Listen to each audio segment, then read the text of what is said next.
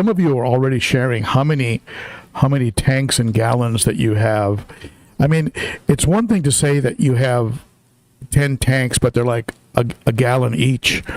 And it's another thing to say you have 10 tanks and they're, 500 gallons each. So there's a little bit of a difference. Interestingly enough, from my experience, and you can certainly share with me what you think, but from my experience, bigger tanks overall tend to be a little bit easier to work on and a little bit more stable.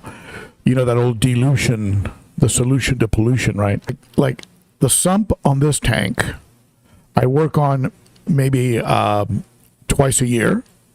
And because I have a pre-filter on the intake of the Sun 704B canister, that gets worked on maybe every 9 months to a year. So that's very low amount of time committed.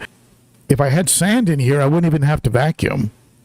But because it's got this gravel that tends to not allow the wave maker to get everything into the water column, I do have to vacuum this tank. If you look real closely, you'll see some detritus, some long poops and things of that nature. So this tank does get vacuumed. But if I had sand in here, I wouldn't even have to vacuum. It gives you an idea of how little maintenance you need to do on a much larger tank. Look at the size of this fish. Compare them to the size of my hand.